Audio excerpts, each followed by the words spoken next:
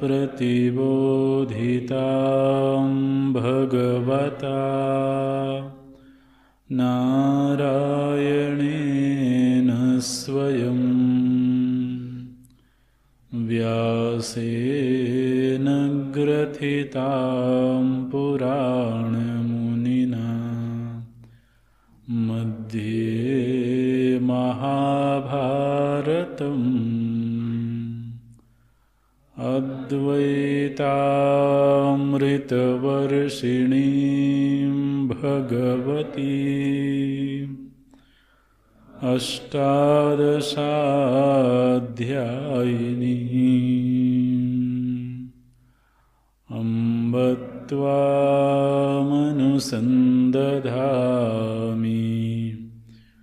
भगवद्गीते भवद्वेषिणी।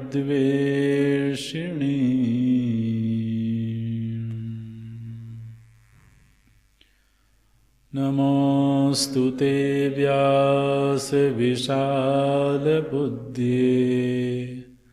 फुल्लारविन्दायतपत्रनेत्र येन त्वया भारततैलपूर्णः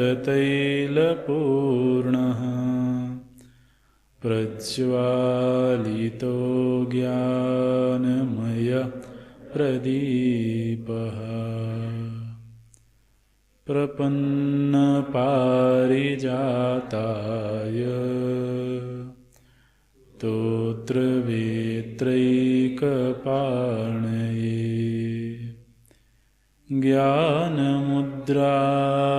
कृष्णाय गीतामृतदुहे नमः। सर्वोपनिषदो गावो दुग्धा गोपालनन्दना पार्थो वत्सः सुधीर्भोक्ता दुग्धं गीतामृतं महत्। वसुदेवसुतं देवं कंसचाणूरमर्दनं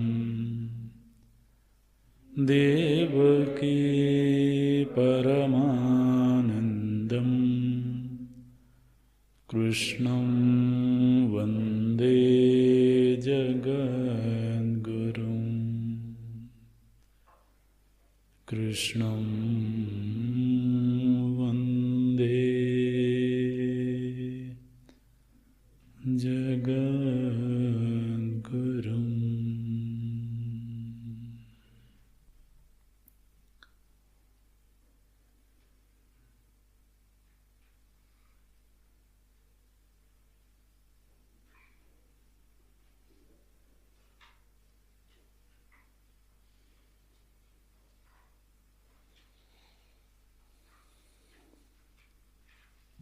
या निशा सर्वभूतानां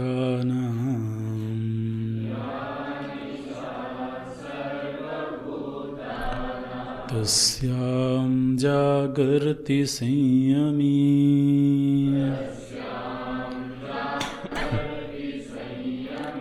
यस्यां जागृति भूतानि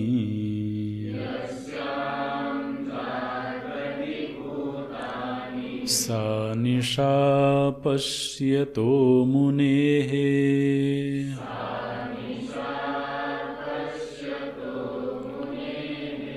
आपूर्यमाणमचलप्रतिष्ठम्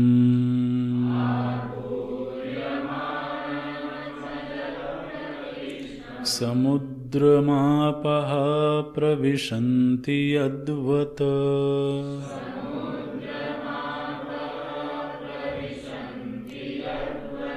तद्वत् कामायं प्रविशन्ति सर्वे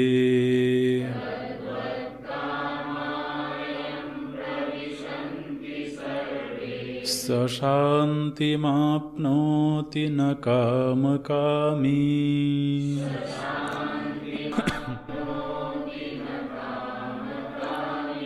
विहाय कामान् यः सर्वान्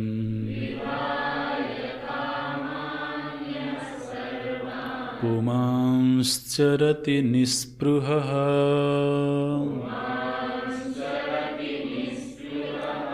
निर्ममो निरहङ्कारः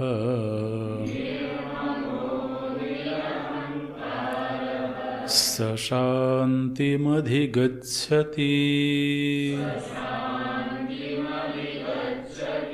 एषा ब्राह्मी स्थितिः पार्थ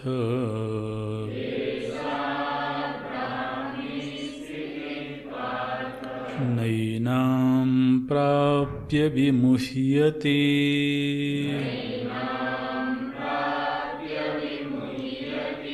स्थित्वा स्यामन्तकालेऽपि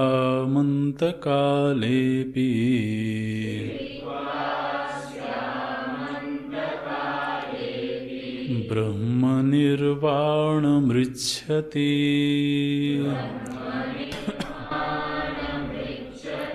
विहाय कामान् यः सर्वान्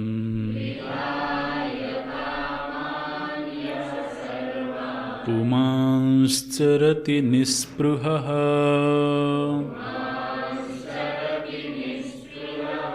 निर्ममो निरहङ्कारः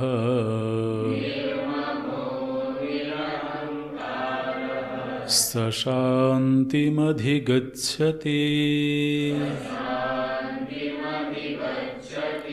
एषा ब्राह्मी स्थितिः पार्थ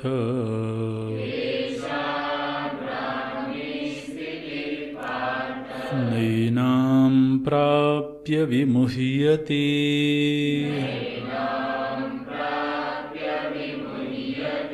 स्थित्वा स्यामन्तकालेऽपि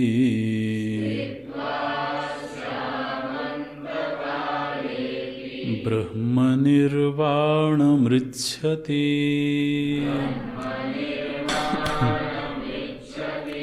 ब्रह्मनिर्वाणमृच्छति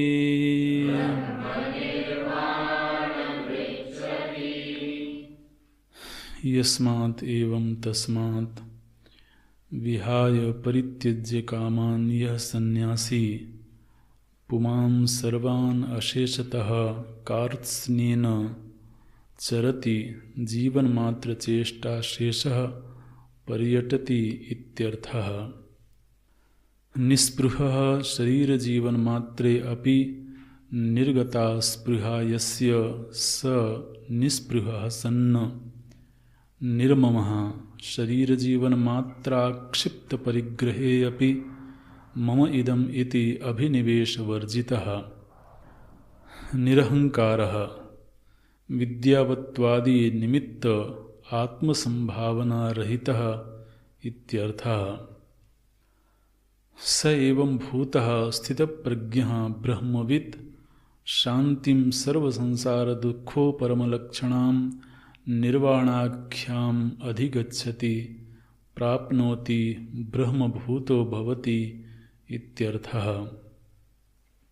सा एषा ज्ञाननिष्ठा स्तूयते। एषा यथोक्ता ब्राह्मी ब्रह्मणि भवा इयं स्थितिः सर्वं कर्म सन्न्यस्य ब्रह्मरूपेण एव अवस्थानम् इति एतत्। हे पार्थ, न एनां स्थितिं प्राप्य लब्ध्वा विमुह्यति न मोहं प्राप्नोति। स्थित्वा अस्यां स्थितौ ब्राह्म्यां यथोक्तायाम् अन्तकाले अपि अन्ते वयसि अपि ब्रह्मनिर्वाणं ब्रह्मनिर्वृत्तिं मोक्षं ऋच्छति गच्छति। किमु वक्तव्यं ब्रह्मचर्यात् एव सन्न्यस्य यावज्जीवं यो ब्रह्मणि एव अवतिष्ठते स ब्रह्मनिर्वाणं ऋच्छति इति। इति श्री महाभारते शतसाहस्र्यां संहितायां वैयासिक्यां भीष्मपर्वणि श्रीमद्भगवद्गीतासूपनिषत्सु ब्रह्मविद्यायां योगशास्त्रे श्रीकृष्णार्जुनसंवादे सांख्ययोगो नाम द्वितीयोऽध्यायः। स्थितप्रज्ञ की चरम स्थिति का निरूपण करते हुए भगवान एक तो उसकी दृष्टि कैसी है उसका निरूपण करते हैं। वह स्वरूप दृष्टि में पूरी तरह से जागृत है और इस पांच भौतिक जगत को वह स्वप्नवत तो देखता है। ये उसकी दृष्टि है और उसी दृष्टि में वह नित्य अवस्थित है। जिसको यह दृष्टि प्राप्त हो गई है उसके लिए कामनाओं का क्या स्वरूप है। बोले यदि कदाचित वासनाओं से प्रेरित होकर के कामनाओं का प्रवाह होता भी है तो वो कामनाएं उसको विचलित नहीं करती हैं, उसके स्थिति को प्रभावित नहीं करती हैं। वह अपने अचल प्रतिष्ठा में स्थित है और बाह्य विषय भी और विषय से संबंधित कामनाएं भी उठती हैं और उसी स्वरूप में प्रविष्ट हो जाती हैं। उसके अंदर किसी प्रकार की हलचल नहीं मचाती हैं। ये विषय के संदर्भ में उसकी स्थिति है। अगले श्लोक में तो इसी बात को थोड़ा और विस्तार देते हैं। भगवान बोलते हैं स शांतिम अधिगच्छति। पिछले श्लोक में भी ये बात आई थी, स शांतिम आपनोति। यहाँ पर बोलते हैं शांतिम अधिगच्छति। तो यहाँ पर कोई अनंतर क्रिया का संकेत नहीं है, बल्कि जिसको यह शांति प्राप्त हो गई है उसका लक्षण है। स स्थितप्रज्ञ, स ज्ञानी महापुरुष शांतिम अधिगच्छति। और यह शांति कोई चित्त की शांति नहीं है, शमदमादि रूप शांति नहीं है, इंद्रियों के अपने गोलकों में स्थित हो जाने से जो शांति मिलती है उस तरह की शांति नहीं है। अंतःकरण के सत्वगुण प्रधान हो जाने से जो शांति होती है वह शांति भी नहीं है। ये शांति उनकी स्वरूप स्थिति है। चूंकि जो स्वरूप है वह अद्वितीय है। चलन हमेशा द्वितीय में होता है, अन्य में होता है, और जहाँ अन्य का अभाव हो जाए वहाँ तो चलन की संभावना ही नहीं है। इसलिए जो स्वरूप भूत अद्वैत तत्व है उसमें स्थित हो जाने पर वह शांति की चरम स्थिति है। शांति उसका सहज स्वरूप है। ऐसे स्वरूप भूत शांति को ये महापुरुष उपलब्ध होते हैं। दुनिया के विषय में फिर उनका व्यवहार कैसा है, दुनिया के विषय में उनकी दृष्टि कैसी है, तो बोलते हैं सर्वान कामान विहाय पुमान। ये जो पुमान है, जो पुरुष है, माने जो ज्ञानी महापुरुष है, वो सर्वान कामान यह विहाय चरति। विचरति, चरति माने व्यवहार करता है, दुनिया के साथ व्यवहार करता है, उपदेश आदि के कार्य संपन्न करता है, लोक संग्रह के कार्य करता है। तो चरति, भगवान बोलते हैं कि वो शांत नहीं बैठा हुआ है, समाधिस्थ नहीं है। माने वहाँ क्रिया दिखा रहे हैं भगवान कि वो व्यवहार कर रहा है। एक स्थिति तो ये होगी कि वो अपने स्वरूप में स्थित हो जाने से अब उन्होंने व्यवहार भी एक तरह से बहुत सीमित कर दिया और अधिकतम समय वो समाधि में रहते हैं। लेकिन भगवान अभी दूसरे व्यक्ति की बात करते हैं, माने जो जिसकी कदाचित लोक संग्रह में प्रवृत्ति है, प्रवृत्ति करते हुए भी पुमान चरति, यह जो पुरुष है ये व्यवहार कर रहा है, किंतु सर्वान कामान विहाय, समस्त कामनाओं का त्याग करके। अब ये समीकरण तो जल्दी से समझ में नहीं आता है कि एक तरफ समस्त कामनाओं का त्याग हो गया और दूसरी तरफ व्यवहार भी हो रहा है। व्यवहार का प्रेरक कामना है, ऐसे ही सामान्य बुद्धि से समझ में आता है। तो भगवान एक ही वाक्य में दो बात बोल रहे हैं और दोनों कदाचित विरोधाभासी मालूम पड़ती हैं। एक तरफ कह रहे हैं चरति, विचरति, व्यवहार कर रहे हैं, और बिल्कुल वहीं बोलते हैं सर्वान कामान विहाय। तो ऐसा लगता है कि यदि किसी के भीतर के समस्त कामनाएं समाप्त हो जाएं तो वो कहीं जड़वत हो जाएगा, क्योंकि व्यवहार के लिए तो व्यवहार किससे करेगा? शरीर से करेगा। लेकिन केवल शरीर से व्यवहार नहीं होगा, उसके पीछे इंद्रियां चाहिए, और केवल इंद्रियों से व्यवहार नहीं होगा, उसके पीछे मन चाहिए। तो मन के विषय में तो यही समझा जाता है कि मन इच्छाओं का पुंज है, कामनाओं का पुंज ही मन है, ऐसा ही समझा जाता है। तो बिना मन की प्रवृत्ति के शरीर और इंद्रियों की प्रवृत्ति तो संभव नहीं है। और भगवान मना कर देते हैं कि कार्यकरण संघात की प्रवृत्ति हो रही है कामनाओं से रहित होकर के। दूसरी बात भगवान बोलते हैं निस्पृहा, और उसके अंदर किसी भी चीज के प्रति स्पृहा नहीं है। अच्छा, तो फिर बोलते हैं भगवान निर्ममः, वह निर्मम हो गया। और अगली बात बोलते हैं निरहंकारः। ये जो श्लोक है बड़ा ही अद्भुत श्लोक है। माने भगवान ये चरति शब्द का प्रयोग नहीं करते तो हर शब्द की संगति लग जाती। अगर भगवान ये कहते कि समाधिस्थो भवति, समाधि में चला जाता है, तो ये सारे शब्दों की संगति लगती।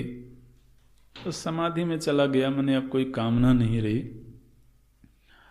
दूसरा भगवान कहते हैं निर्ममः, वो निर्मम हो गया। निर्मम हो गया माने ममता रहित हो गया। ध्यान रखना, ये सारे शब्द सुनने और कहने में चाहे भले अच्छे लगें, लेकिन विचार करने पर ये बहुत आतंकित करेंगे। और तीसरी बात भगवान कहते हैं निरहंकारः। एक तरफ वह व्यवहार भी कर रहा है, दूसरी तरफ अहंकार नहीं है। अरे अहम ही तो व्यवहार करता है, व्यवहार और कौन करता है? यदि अहम का अभाव हो जाए तो व्यवहार किसमें दिखाया जाएगा? व्यवहार का आधार कौन बनेगा? और भगवान ने कहा कि उसकी ममतास्पद चीजें नहीं रहीं, तो मुख्य रूप से इस श्लोक में 3 बातों का प्रभु जी ने निषेध किया: कामना, ममता और अहंकार। एक ऐसा महापुरुष जो व्यवहार कर रहा है और इन 3 चीजों से रहित होकर के व्यवहार कर रहा है, तो व्यवहार अन्य लोगों की तरह ही होगा। वो भी वाणी से बोलेगा, भोजन करेगा, वस्त्रादि धारण करेगा। तो व्यवहार तो वैसे ही होंगे जैसे सामान्य व्यक्ति करता है, हम आप सभी करते हैं, वैसा ही व्यवहार कर रहा है। लेकिन व्यवहार करते समय एक विशेष बात आ गई उसमें। भगवान बोलते हैं कामना, ममता और अहंकार, इन 3 चीजों से रहित है वो। आप जानते हैं कि जीव भाव में रहते हुए ममता से रहित हो जाना ये संभव नहीं दिखाई देता है। ममता माने कुछ चीजें ऐसी हों जिनको मेरा कहा जा सके। ममता उसी को बोलते हैं ना। मम भाव जहां होवे, तो यदि किसी व्यक्ति के जीवन में ऐसी स्थिति आवे जहां उसको ये लगे कि मेरा मम कहने के लिए कुछ नहीं है, ये तो बड़ी दयनीय स्थिति है। अरे भाई, आप अपने वस्त्र को ये कहोगे कि नहीं कि ये मेरा है?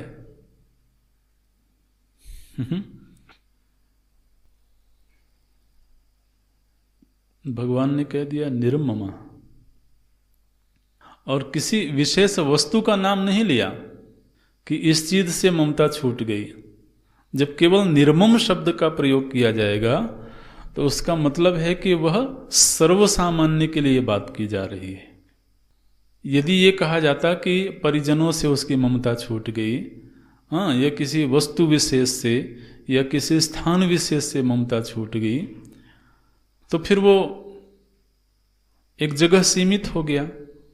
लेकिन जब सामान्य बात कही गई निर्ममा, तो फिर वह सर्व को संग्रह करके बात की गई।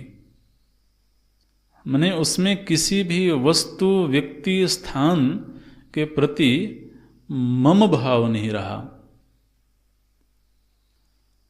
अब व्यावहारिक जीवन में ये स्थिति तो संभव नहीं है। जीव भाव में रहते हुए जबकि हमको ऐसा महसूस होता हो कि मेरी कुछ जरूरतें हैं, तो अपने जीवन में जरूरतों की अनुभूति के रहते ये कह देना कि वह निर्मम हो गया, ये स्थिति संभव नहीं है।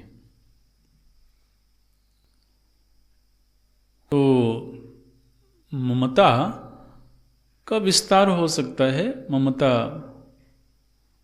को सीमित किया जा सकता है, लेकिन ममता का पूरी तरीके से खत्म हो जाना ये कैसे कह सकते हैं?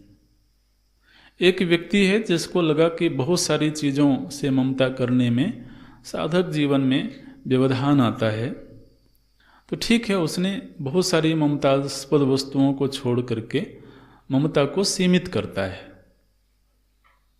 लेकिन ममता सीमित हो या अधिक हो, ममता नहीं होवे, ये स्थिति नहीं हो सकती है। और ममता की पूर्ति होती है कामना से। इसलिए ये तीनों शब्द एक दूसरे के पूरक हैं। ममतास्पद चीजों की पूर्ति कामना से होती है, क्योंकि जिन चीजों की हमें जरूरत है, जो हमारे जीवन को पोषण देती हैं, तो ऐसी चीजों के प्रति कामना होगी और कामना पूर्वक प्रवृत्ति होगी, और प्रवृत्ति होकर के जो हमारे कर्म के फल रूप में वस्तु, व्यक्ति या स्थान हमें मिलेगा, उस पर हमें अधिकार मिलेगा। और अधिकार मिलेगा तब हम कह सकेंगे कि ये मेरा है। और ममता से ही अहम का पोषण होता है। अहम पुष्ट होता है ममता से।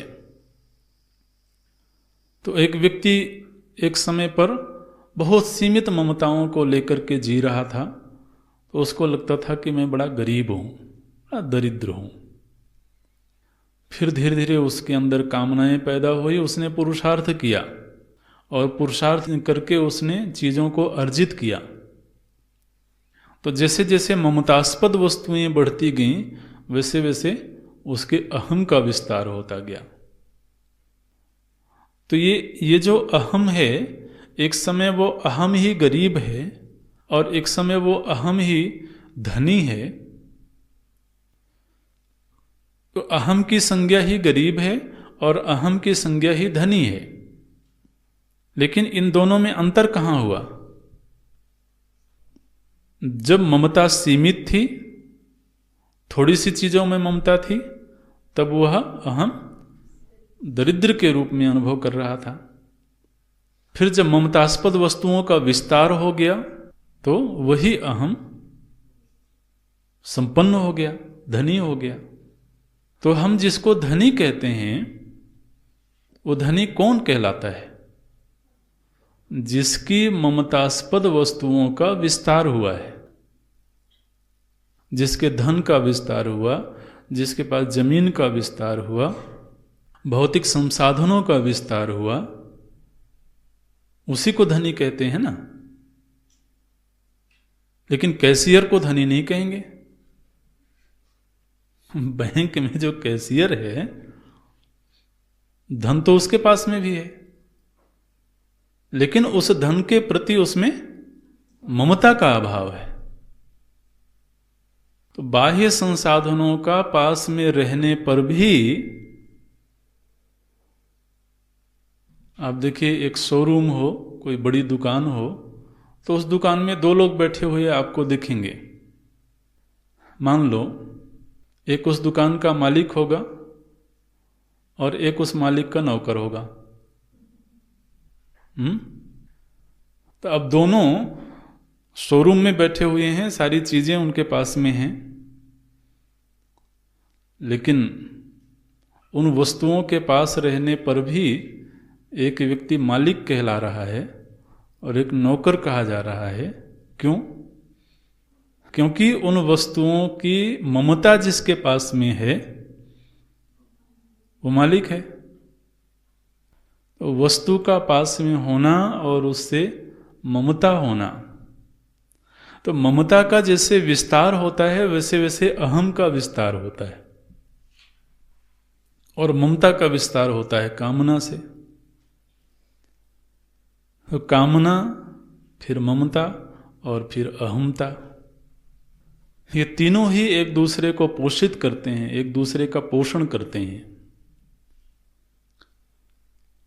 अब भगवान क्या कह रहे हैं कि ये जो ज्ञानी पुरुष है, इसमें इन तीनों का अभाव हो गया। अभाव क्यों हो गया? तो देखिए, बिल्कुल चरम स्थिति पर जाकर के विचार करेंगे तो ये रहस्य खुलेंगे।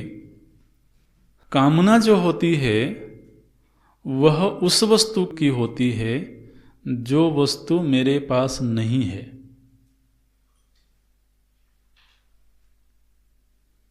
कामना हमेशा अन्य की होती है।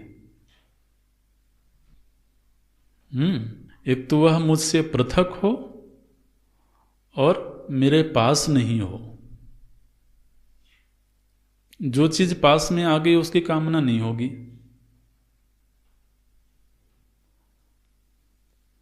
अब ये महापुरुष किस दृष्टि पर बैठे हुए हैं, जहां पर उनसे अन्य कुछ है ही नहीं। आत्म व्यतिरिक्त कोई वस्तु नहीं है और उस आत्म स्थिति में वो विराजमान है। तो अन्य के अभाव में अन्य की कामना कैसे होगी? ठीक है। दूसरी बात, ममता भी हमेशा अन्य से ही होती है। कोई व्यक्ति ये तो कहेगा कि इस व्यक्ति से मेरी ममता है, लेकिन कोई व्यक्ति ये नहीं कहेगा कि मुझसे मेरी ममता है। ममतास्पद वस्तु भी हमेशा अन्य ही होनी चाहिए। तो अन्यता का अभाव हो जाने पर ममता का अभाव भी सहज सिद्ध है। ठीक है? नहीं समझ में आ रहा है? बिल्कुल सहज बात है। और वैयक्तिकता की सीमा को ही अहम बोलते हैं। अहम माने सीमित अस्तित्व की अनुभूति। तो जब वह असीम स्वरूप में अवस्थित हो गया हो, तो सीमित उपाधियों से उसका कोई तादात्म्य नहीं रहा। ये अहम जो है हमेशा औपाधिक होता है, शरीर की उपाधि से, इंद्रियों की उपाधि से, अंतःकरण की उपाधि से। तो जहां उपाधियां बाधित हो गई हों, जहां अन्य का अभाव हो गया हो, ऐसी स्थिति को प्राप्त महापुरुष के लिए कोई काम्य पदार्थ शेष रहा नहीं। ममता करने के लिए अन्य का अभाव हो गया है और उपाधियां बाधित हो चुकी हैं।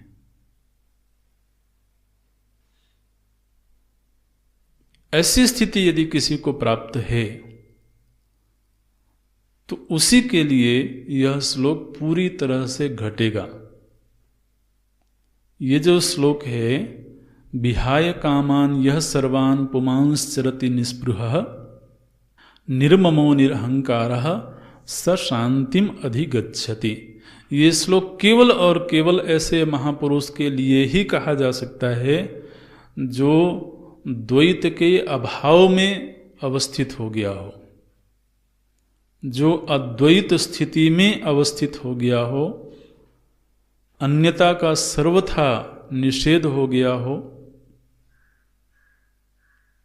यहां तक कि मम की जो सबसे करीब वस्तुएं हैं, शरीर मन बुद्धि आदि, उनका भी बाध हो गया हो, उसके लिए ही केवल ये शब्द घटेंगे, सर्वान् कामान विहाय निर्ममः और निरहंकारः।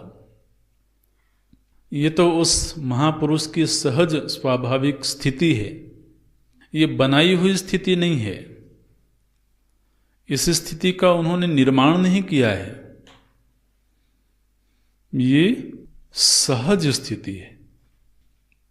अच्छा, अब इसी श्लोक पर एक साधक की दृष्टि से यदि विचार करें, तो साधक की दृष्टि से ये श्लोक कैसे घटेगा? तो बोलते हैं, यदि कोई साधना के मार्ग पर चल पड़ा, तो पहली बात तो ये है कि वह बहुत सारी अनावश्यक कामनाओं का त्याग करेगा। माने पूरी तरह से कामना रहित हो जाए, ये स्थिति तो संभव नहीं है, लेकिन वो ये परीक्षण करेगा कि निषिद्ध कामनाएं कौन सी हैं। तो पहले वो निषिद्ध कामनाओं का त्याग करेगा प्रयत्नपूर्वक, पूरी सजगता के साथ में। फिर जो विहित कामनाएं हैं, उन विहित कामनाओं में से जो कामनाएं बहुत अनिवार्य नहीं हैं एक साधक के लिए, तो वो उन कामनाओं को भी छोड़ने की कोशिश करेगा। अपने आप छूट जाएगी ऐसा तो दिखाई नहीं देता है, लेकिन वो प्रयत्न करेगा कि ये इच्छा आई है, लेकिन मुझे इस इच्छा की पूर्ति नहीं करना है। कामना का आना ये उसके बस में नहीं है, लेकिन उस कामना की पूर्ति करना है या नहीं करना है, ये उसके अधीन है। तो ऐसा देखा जाता है कि जब कोई कामना उसको विचलित करती है और वो प्रयत्नपूर्वक उसको नहीं करता है, तो कालांतर में वह कामना धीरे धीरे करके शिथिल हो जाती है। ये साधना है। फिर जो ममतास्पद वस्तुएं हैं उनके भी परिग्रह अपरिग्रह का अभ्यास करता है। पहले बहुत सारी चीजों का परिग्रह करता था। कई बार व्यक्ति की मनोवृत्ति हो जाती है परिग्रह करने की, उन्हें संग्रह करने की, चाहे भले वस्तु की जरूरत हो या ना हो। ये दुनिया में जितने तरह के मनुष्य हैं उतने तरह की प्रकृतियां हैं, इसलिए कोई ऐसा स्टैंडर्ड तरीका नहीं बताया जा सकता है कि सभी मनुष्य एक जैसा ही व्यवहार करेंगे। कुछ लोग होते हैं जिनको मालूम है कि इस वस्तु का कोई उपयोग नहीं है, लेकिन फिर भी रख लेते हैं, अच्छा लगता है। छोड़ना बहुत भारी काम है। कहेंगे कि भाई रहने दो, किसी को दे दो। नहीं, रखा रहेगा तो कौन सा। जरूरत नहीं होने पर भी। लेकिन अब जब साधन के मार्ग पर चल पड़ा वो, तो फिर वो देखता है कि कौन कौन सी चीजें मेरे इस मार्ग के लिए अनिवार्य हैं। तो वो अनिवार्य चीजों का ही संग्रह करता है, और जो अनिवार्य नहीं है फिर उनके संग्रह की इच्छा नहीं रखता है। माने ये फिर अभ्यास की बातें हैं। संग्रह का अभ्यास होने लगे तो मन में संग्रह की वृत्ति बढ़ने लगती है, और त्याग का अभ्यास करने लगे कोई तो त्याग की वृत्ति बढ़ने लगती है। ये दोनों ही अभ्यास जन्य स्थितियां हैं। एक बार मन में कहीं ये संकल्प आने लगे कि जितनी ज्यादा चीजों का संग्रह करेंगे उतना ही ज्यादा वो हमें व्यस्त करेंगे, वो हमारा अटेंशन चाहती है।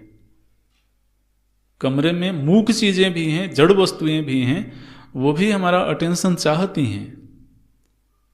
वो भी चाहती हैं कि हम बीच बीच में उनको झाड़ पोंछ के फिर से रखें वहां।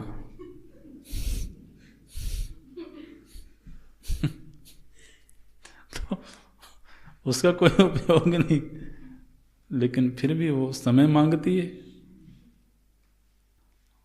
ये एक अभ्यास की स्थिति है। अच्छा, स्वच्छता का अभ्यास हो जाए तो अब और भी बहुत मुश्किल काम हो गया फिर। और स्वच्छता का अभ्यास नहीं तो ठीक है, पड़ी रहे, कोई बात नहीं। लेकिन बहुत दिन हो गए हमको हॉस्टल में गए हुए।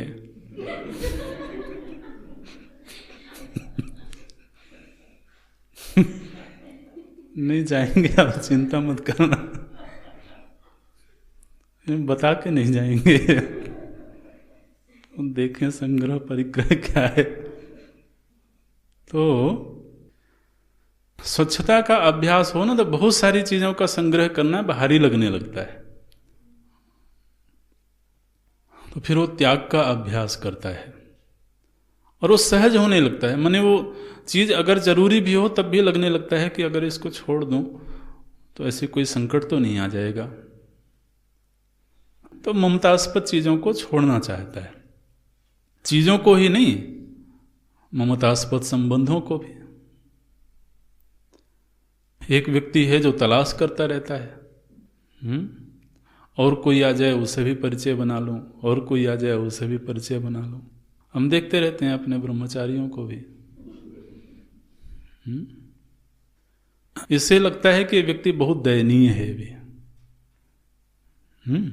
तो खोज करता है कि कोई नया व्यक्ति आए तो उससे भी परिचय बने, फिर कोई नया आए उससे परिचय बने। माने अभी उसके पास में जितना है वो उससे संतुष्ट नहीं हो पा रहा है। ये ज्यादा परिग्रह की जो इच्छा है ये दयनीयता का संकेतक है। व्यक्ति दयनीय है बेचारा। तो अब ये जो साधक है इसको लगता है भी जितने ज्यादा संबंध होंगे तो संबंध तो फिर निभाना पड़ता है, फिर एक तरफा तो बात नहीं बनती है। तो फिर उसके लिए भी वक्त चाहिए। तो फिर वो उसको भी सीमित करने की कोशिश करता है।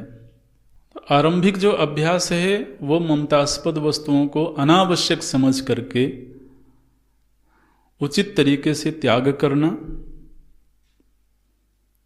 और फिर जो सीमित ममता शेष रह गई है जिसके बिना जीवन निर्वाह नहीं हो सकता है, उन ममतास्पद वस्तुओं को भी प्रभु का समझ करके, ये भक्त का जीवन है। वो जो अनिवार्य ममताएं हैं भी उनको भी अपना नहीं समझ करके वो प्रभु का समझता है और प्रभु को अपना समझता है। ममता नहीं छूटी है, ममता पूरी तरह से समाप्त नहीं हुई है, लेकिन वो ममता अब वस्तुओं से शिफ्ट हो गई परमात्मा में। तो अब कोई कहे कि भी तो सारी दुनिया ही परमात्मा की है, तो फिर सारी दुनिया हमारी हो जाएगी।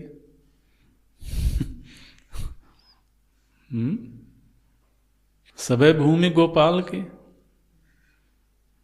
तो फिर कहीं भी जाकर कुटिया बना लो, रजिस्ट्री करवाने की क्या जरूरत है। कल हम सुन रहे थे, कहीं न्यूज में सुन रहे, उन्होंने कहा कि महात्मा लोग जो होते वो किसी संविधान के दायरे में थोड़ा रहते हैं। अच्छा, तो बोले वो तो सारे संविधान से ऊपर हैं। तो सारे संविधान से ऊपर हैं तो क्या करें? बोले कोई भी पहाड़ी दिख जाए बस उसको घेरो, उसी में आश्रम बनाओ, उसमें पट्टा लेने का।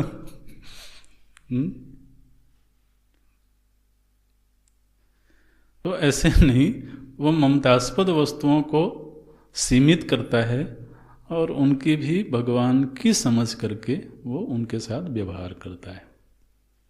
मनियत सबहि राम के नाते, प्रीति प्रतीति सगाई।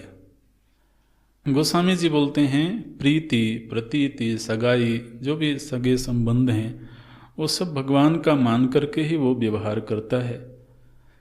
तो ये साधक के धरातल पर निर्मम होने का अभ्यास है।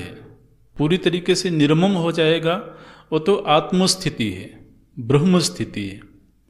लेकिन एक जीव से तो जो उसकी ब्रह्मता की यात्रा है उसमें भी वो निर्ममता का अभ्यास करता है। तो निर्ममता का अभ्यास ऐसे ही होता है। पहले जो अनिष्टकारी चीज़ें हैं, अनिष्टकारी संबंध हैं, उन संबंधों का त्याग करता है।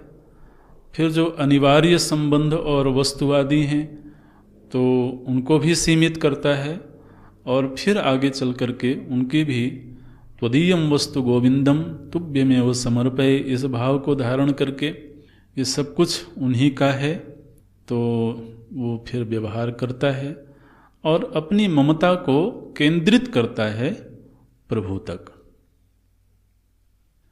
और जैसे जैसे ममता का स्वरूप बदलता है वैसे वैसे निश्चित रूप से अहमता का स्वरूप भी बदलेगा। तो अब अहम की जो पहचान है वो एक संसारी व्यक्ति की नहीं है, बल्कि अब अहम के पहचान बदल गई। अब वो अहम भक्त के रूप में पहचाना जाता है, अब वो अहम साधक के रूप में पहचाना जाता है। यदि अहमता और ममता को उसने व्यवस्थित किया तो उसी अनुरूप में फिर उसकी कामनाएं भी व्यवस्थित होंगी।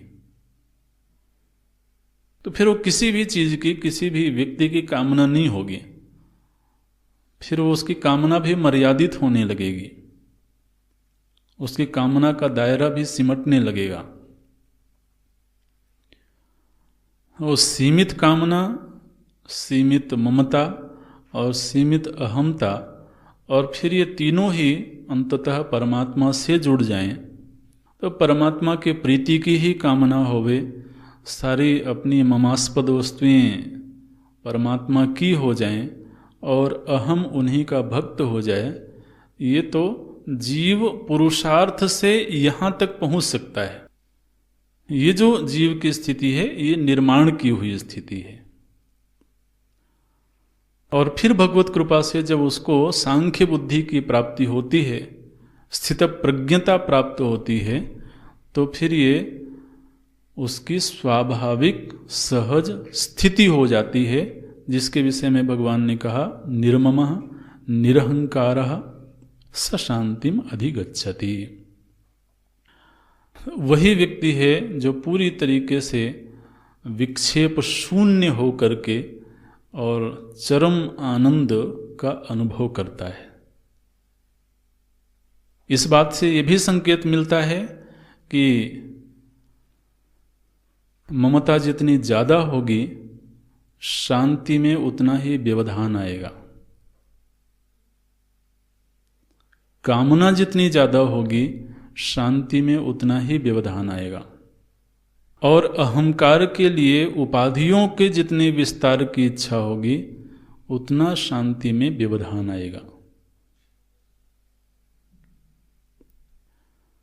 और इनसे विनिर्मुक्त तो वो ज्ञानी महापुरुष है।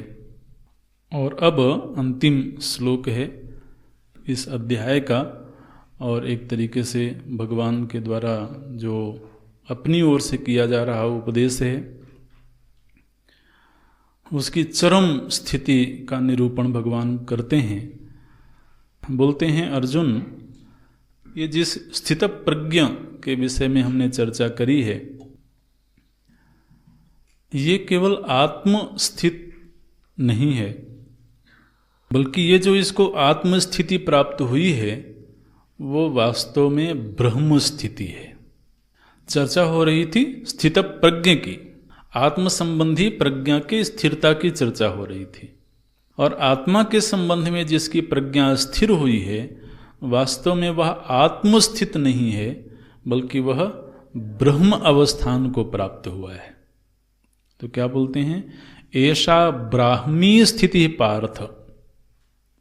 हे पार्थ, ऐसा स्थिति ही, ये जो चरम स्थिति इस महापुरुष को प्राप्त हुई है ये ब्रह्म स्थिति है। आत्मा की चर्चा होते होते और वो पहुंच गए ब्रह्म स्वरूप में। 55वां श्लोक क्या था, आत्मन्येवात्मना तुष्टः। ये भगवान ने कहा था ना, प्रथम जो आत्मज्ञानी का लक्षण प्रभु जी ने किया था वो आत्मन्येवात्मना तुष्टः, आत्मा में वह संतुष्ट हो गया, स्थित हो गया। और अब उसी श्लोक को यहां बोलते हैं ब्राह्मी स्थिति। तो जो आत्म स्थिति है वही ब्रह्म स्थिति है। प्रथम जहां से उपदेश आरंभ हुआ था स्थित प्रज्ञ का, और ये अंतिम जहां उपसंहार हो रहा है, इन दोनों वाक्यों को जोड़ना आपस में। वहां पर कहा गया था आत्मन्येवात्मना तुष्टः स्थित प्रज्ञ तदा उच्यते। और यहां बोलते हैं ये जो स्थिति जिसका हमने निर्वचन किया है ये वास्तव में ब्रह्म स्थिति है। ऐसा ब्राह्मी स्थिति पार्थ एनाम प्राप्य एनाम स्थितिम प्राप्य न विमुह्यति। नई नाम, ये नई नाम का विच्छेद हो जाएगा, न एनाम स्थितिम, इस स्थिति को प्राप्त करके फिर वह अज्ञान में नहीं पड़ता है। एनाम स्थितिम प्राप्य पुनः न विमुह्यति, उसको पुनः व्यामोह नहीं होता है,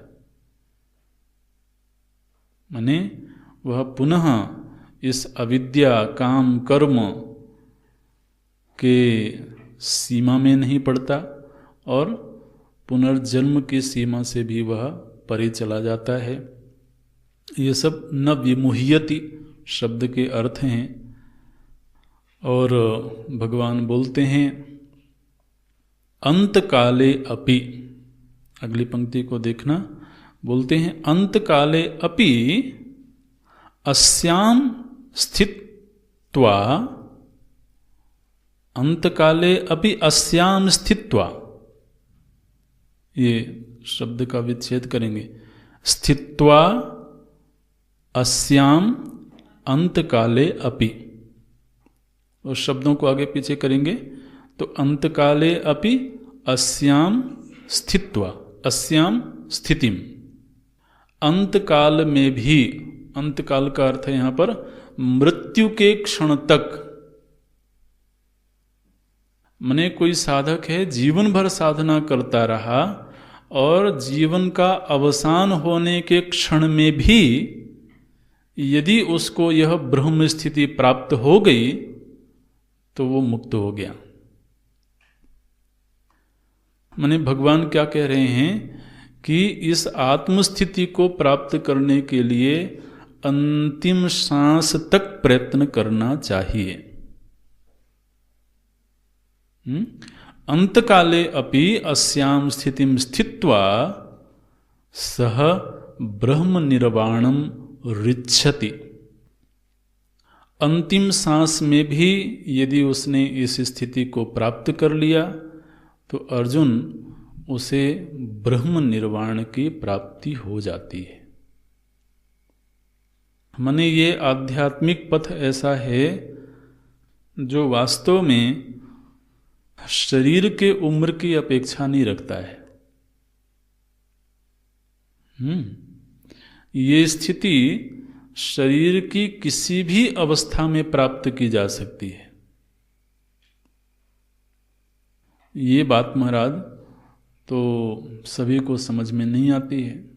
जो वृद्धावस्था को प्राप्त हो गए हैं वो कहते हैं, माने जब कोई सत्संग आदि की चर्चा होती है तो कहते हैं महाराज अब लगता है कि ये सत्संग कितनी ऊंची चीज है।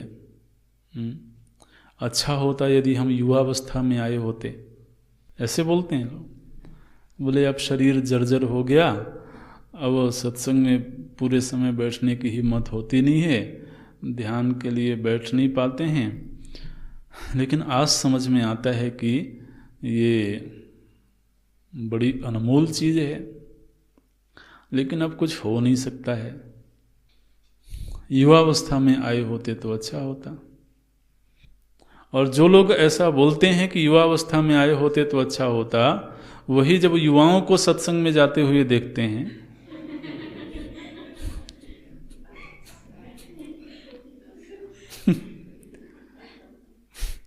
तो बोलते हैं ये तुम्हारी कोई उम्र है सत्संग में? बताओ भाई। ये दोहरी प्रवृत्ति तो ठीक नहीं है। अरे भाई तो उस युवा में अपनी छवि देख लो।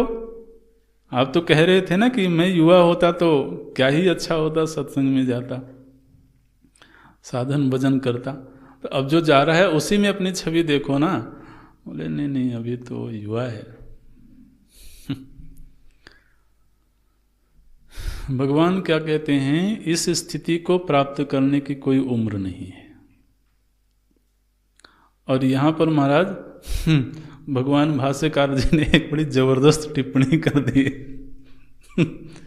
बोलते हैं तो स्थित्वा अस्याम स्थितौ ब्राह्म्याम यथोक्तायाम अंतकाले अपि। देखिए अंतकाले अपि की व्याख्या करते हैं अंते वयसी अपि। वयसी माने अवस्था। अंतिम अवस्था में भी यदि किसी को यह ब्राह्मी स्थिति प्राप्त हो गई हो तो ब्रह्म निर्वाणम ऋच्छति, ब्रह्म निर्वाण को वह प्राप्त कर लेता है। भगवान भाष्यकार बोलते हैं अंते वयसी अपि ब्रह्म निर्वाणम ब्रह्म निर्वृत्ति मोक्षम ऋच्छति गच्छति। तो पूरा जीवन उसने जिया और अंतिम अवस्था में भी यदि उसको ये स्थिति प्राप्त होगी तो उसको मोक्ष मिल जाएगा। तो कोई कहे तो फिर ठीक है, जीवन भर कुछ नहीं करते हैं, अंतिम अवस्था में ही मिल जाएगा तो अच्छा रहेगा। भगवान भाष्यकार बोलते हैं किमु वक्तव्यम। यदि उसको अंतिम अवस्था में भी ये स्थिति प्राप्त हो सकती है और मुक्त हो सकता है, यदि कोई इस स्थिति के लिए ब्रह्मचर्य अवस्था से ही प्रयत्न करे तो कितनी अच्छी बात होगी। बोलते हैं किमु वक्तव्यम ब्रह्मचर्याद एव। ब्रह्मचर्य आश्रम से ही सीधे संन्यास्य, माने उसने आगे के 2 आश्रमों को स्किप कर दिया। ब्रह्मचर्य आश्रम से सीधे वो संन्यास आश्रम में प्रवेश कर गया। बोलते हैं किमु वक्तव्यम ब्रह्मचर्याद एव संन्यस्य यावत जीवम यो ब्रह्मणि एव अवतिष्ठते। फिर वह जीवन पर्यंत उसी ब्रह्म चिंतन में स्थित रहता है। यो ब्रह्मणि एव अवतिष्ठते स ब्रह्म निर्वाणम ऋच्छति। किमु वक्तव्यम, तो उसके लिए फिर कहना ही क्या है। किमु वक्तव्यम का भाव क्या है, जैसे लोग कहते हैं ना, उसके विषय में कहना ही क्या, बड़ी ऊंची स्थिति को प्राप्त। तो बोलते हैं कि जब वह वृद्धावस्था और अंतिम श्वास में भी भगवान ये आश्वासन देते हैं कि वह मुक्ति को प्राप्त कर सकता है, तो यदि कोई बाल्यावस्था से ही उसके लिए प्रयत्नशील हो जाए और उसको मध्य अवस्था में ही ये स्थिति प्राप्त हो जाए, तो उसके लिए फिर क्या कहना है। तो यहाँ पर प्रभु जी ने कहा, ऐसा ब्राह्मी स्थिति पार्थ न एनाम प्राप्य विमुह्यति स्थित्वा स्यामंत काले भी ब्रह्म निर्वाणम ऋच्छति। यहाँ पर प्रभु जी ने एक शब्द दिया ब्रह्म निर्वाण। ये ब्रह्म निर्वाण पर थोड़ा सा चिंतन करना चाहिए। ये मुक्ति का स्वरूप है और वेदांत सम्मत मुक्ति का स्वरूप है, ब्रह्म निर्वाण। निर्वाण का अर्थ होता है जैसे एक प्रज्वलित दीपक है, वह दीपक जिस समय पर बुझ गया, तो दीपक के बुझ जाने की स्थिति को बोलते हैं निर्वाण। ठीक है, एक प्रज्वलित दीपक था और जब उसका तैल समाप्त हो गया तो वह दीपक बुझ गया। बुझ गया माने क्या हुआ, माने अगर शास्त्रीय भाषा में कहा जाए, व्यवहारिक भाषा में बोलेंगे बुझ गया, शास्त्रीय भाषा में बोलेंगे दीपक का निर्वाण हो गया। अच्छा, अब ये जो हमारा जीवन है, ये जीवन क्या है, इसको थोड़ा सा उपदेश सारम का आश्रय लेकर के विचार करें तो ये जो हमारा आपका जीवन है, ये वास्तव में अहम वृत्ति और इदम वृत्ति, इन दो वृत्तियों का खेल है। ये थोड़ा सूक्ष्म विषय होगा, हालांकि इस पर चर्चाएं हुई हैं, पृष्ठभूमि बनी हुई है, तो हम उम्मीद करते हैं कि आप समझ पाएंगे। जीवन किसको बोलते हैं? अहम और इदम, ठीक है ना। अहम माने मैं और इदम माने मेरे आसपास का जगत, मेरे आसपास की दुनिया। तो मैं है और मेरे आसपास की दुनिया है, यही जीवन है। लेकिन अहम की अनुभूति किस रूप में हो रही है? अहम वृत्ति के रूप में। और इदम की अनुभूति भी इदम वृत्ति के रूप में हो रही है। तो वास्तव में अगर जीवन को हम बहुत सूक्ष्मता से विचार करें, व्यक्तित्व का बहुत सूक्ष्मता से विश्लेषण करें, तो व्यक्तित्व क्या है? बोले ये अहम और इदम वृत्तियों का ही खेल है।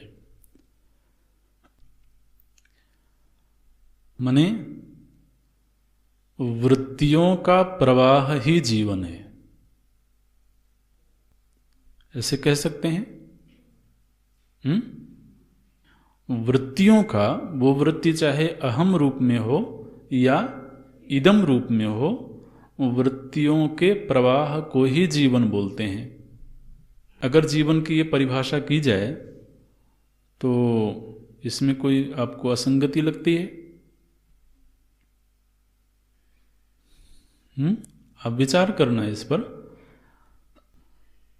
तो जो वृत्ति प्रवाह है, वो वृत्ति प्रवाह कैसी है? बोले वो वृत्ति प्रवाह दीपक के लौ की भांति है। जो दीपक की लौ होती है, वो हर क्षण नष्ट हो रही है।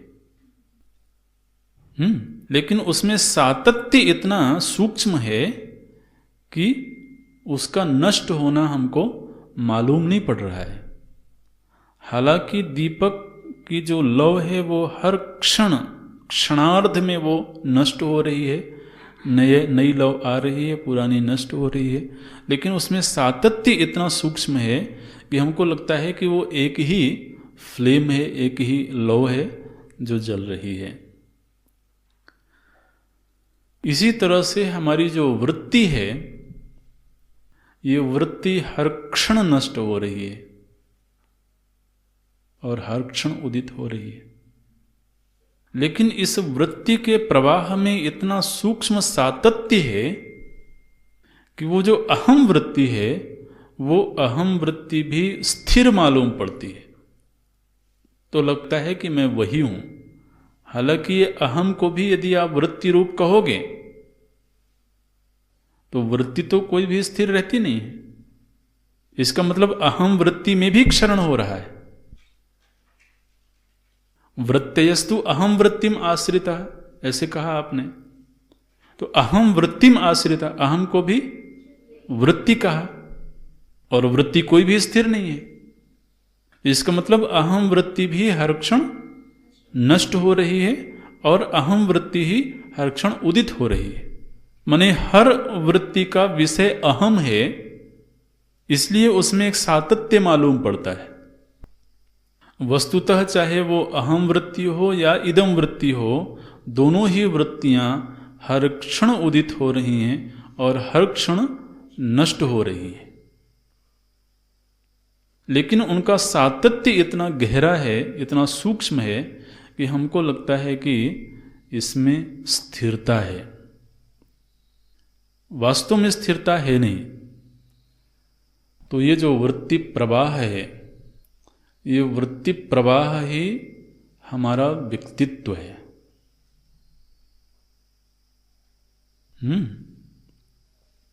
अच्छा, किसी दिन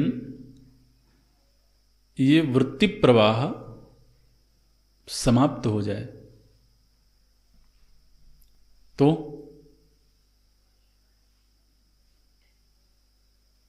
और ये वृत्ति प्रवाह का तेल क्या है?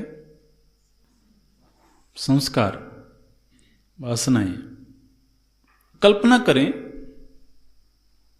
कि कोई ऐसा दिन आवे जबकि वृत्ति प्रवाह समाप्त हो जाए। जैसे दीपक की लौ बुझ गई, तो दीपक की लौ बुझ जाने पर वो दीपक रूपी जो व्यक्तित्व था, एक इंडिविजुअल मालूम पड़ रहा था ना, एक दीपक। तो लौ के बुझ जाने पर दीपक समाप्त हो गया, उसकी वैयक्तिकता खत्म हो गई। ठीक है, आप ध्यान रखना, सुसुप्ति में भी वृत्ति प्रवाह अवरुद्ध नहीं होता है। समाधि में भी वृत्ति प्रवाह अवरुद्ध नहीं होता है। ये जो योग में ये बात कही गई वृत्ति निरोधा, वास्तव में वो बात सही नहीं है। समाधि की स्थिति में भी वृत्ति निरोध नहीं होता है।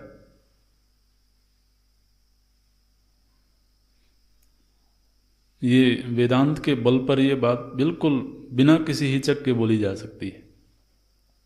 वृत्ति निरोध का मतलब, योग में जिसको योगस चित्तवृत्ति निरोध कहा जाता है, वास्तव में वहां निरोध का अर्थ वृत्ति प्रवाह को रोकना नहीं, वृत्ति प्रवाह के रुक जाने को निरोध नहीं बोलते हैं। वृत्ति का एक ही विषय को विषय करके प्रवाहित होने को निरोध बोलते हैं। ठीक है, जैसे हमने अपने आप को एक कमरे में निरुद्ध कर लिया, मैंने क्या किया कि अब कमरे से बाहर नहीं जाएंगे। इसका मतलब हम कहीं नहीं हैं क्या? हम हैं, लेकिन एक पर्टिकुलर जगह चुन लिया हमने कि हम यहीं रहेंगे, तो अन्य जगहों से अपने आप को निरुद्ध कर लिया। इसी तरीके से हमने मान लीजिए अपने मन का निरोध किया। क्या निरोध किया? कि अब अपने मन को इस शरीर से बाहर नहीं जाने दूंगा। तो मन का निरोध तो किया, लेकिन निरोध किया मैंने शरीर तक उसको सीमित कर दिया। इसी तरीके से जो योगी है वह जब अपने ध्येय विषय में मन को निरुद्ध कर देता है, माने अब मन की उठने वाली प्रत्येक वृत्ति तदाकार होकर के ही उठेगी जिसको अपना ध्येय बनाया है। तो ध्येयाकार वृत्ति ही उदित होती है और ध्येयाकार वृत्ति ही लीन होती है, लेकिन वृत्ति प्रवाह वहां पर भी है। वृत्ति का विषय चूंकि नहीं बदल रहा है इसलिए ऐसा लगता है कि वृत्ति निरोध हो गया। कभी योग पर चर्चा होगी तो और फिर विस्तार से चर्चा करेंगे, लेकिन अभी यहां इतनी बात ध्यान में रखें कि मूर्छा अवस्था में भी, सुषुप्ति अवस्था में भी, ध्यानावस्था में भी, समाधि अवस्था में भी वृत्ति प्रवाह नहीं रुकता है। सुषुप्ति अवस्था में भी वृत्ति प्रवाह नहीं रुका है, वृत्ति का विषय अभाव हो गया। तो अभावाकार वृत्ति ही उदित होती है, अभावाकार वृत्ति ही लीन होती है। तो चूंकि दीर्घ काल तक अभावाकार वृत्ति ही रही इसलिए किसी अन्य के होने का भान नहीं रहा वहां। तो हमने कह दिया कि इतनी देर तक वृत्ति का लय हो गया। अच्छा, अब इस दृष्टि से अगर विचार करें तो ये पूरा जीवन क्या है? बोले वृत्ति प्रवाह ही जीवन है। अब अगर जीवन को समाप्त करना है तो क्या किया जाए?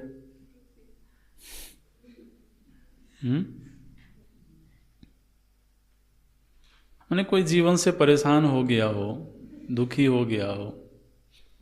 बौद्ध दर्शन में महाराज यही है। बौद्ध दर्शन की जो शुरुआत होती है वो सर्वम दुखम, यहां से शुरुआत होती है। जीवन क्या है? बोले जीवन तो दुख से ही भरा हुआ है। तो क्या किया जाए? बोले जीवन को समाप्त कर दिया जाए। कैसे जीवन को समाप्त किया जाए? बोले ध्यानाभ्यास के द्वारा। तो गहन ध्यानाभ्यास करते हुए वृत्ति प्रवाह को पूरी तरीके से समाप्त कर देना, ये जीवन की समाप्ति है, जीवन की इतिश्री है। सांख्य दर्शन में इसको निर्वाण कहा गया, वो बौद्ध दर्शन में। वेदांत भी कुछ ऐसी ही बात करता है, लेकिन ये निर्वाण की अधूरी परिभाषा है। वेदांत भी दीपक के बुझ जाने की बात करता है, लेकिन इसको ध्यान से समझना बड़ा, माने अब ये भगवान के द्वारा अंतिम वाक्य है ना, भगवान जो उपदेश कर रहे हैं उसके चरम स्थिति का निरूपण है, तो इसलिए तो फिर गंभीर होगा ही। बोलते हैं उसका निर्वाण हुआ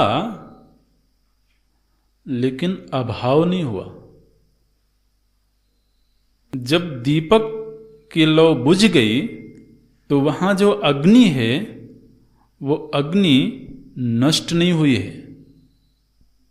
जो अग्नि विशेष थी, लौ के रूप में उपलब्ध हो रही थी, वह अग्नि अब अग्नि सामान्य से एक रूप हो गई।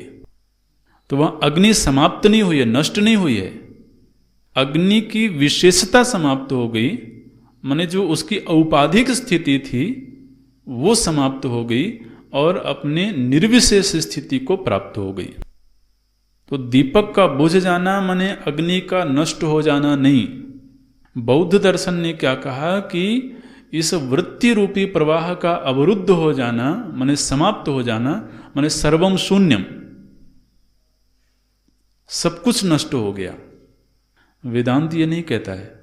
वेदांत ये कहता है कि जो वृत्ति रूप अहम था, ये वाक्य को पकड़ लेना, जो वृत्ति रूप अहम था वह अब निरूपाधिक अहम से एक रूप हो गया।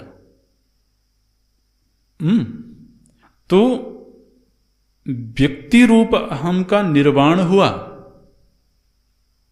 लेकिन ब्रह्म का निर्वाण नहीं हुआ।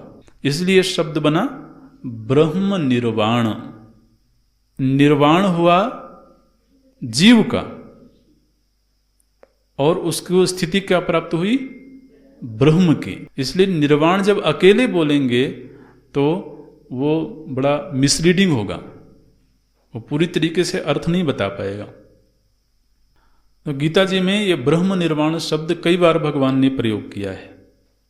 इसलिए इस बात को समझना कि वैयक्तिक अहम का निर्वाण हुआ है।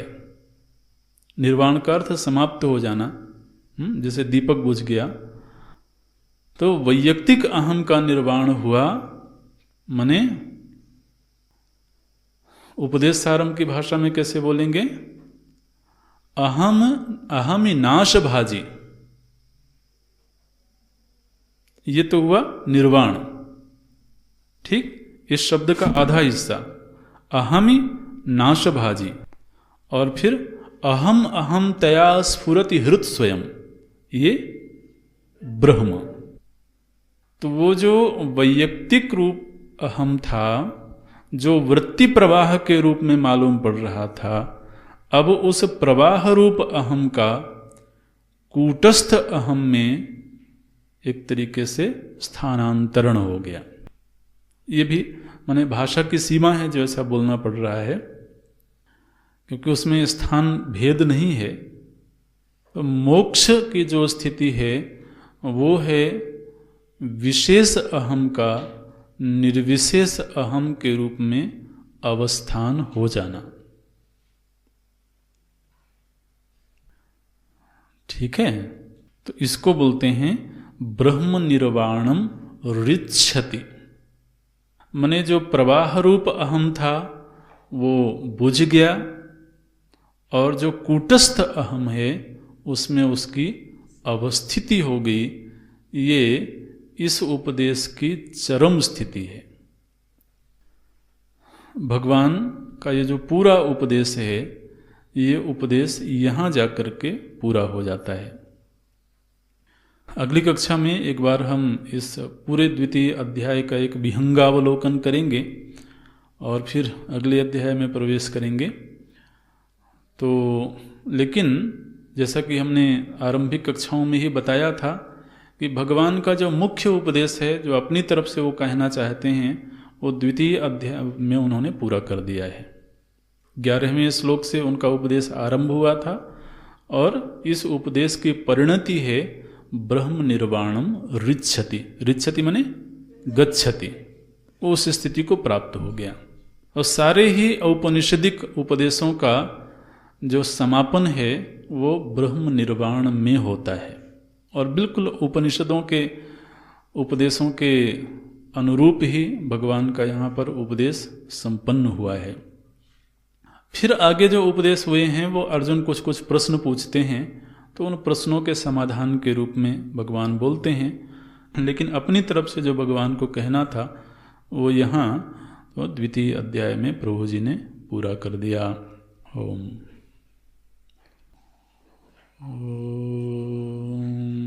पूर्णमदः पूर्णमिदं पूर्णात् पूर्णमुदच्यते पूर्णस्य पूर्णमादाय पूर्णमेवावशिष्यते। ॐ शान्ति शान्ति शान्तिः।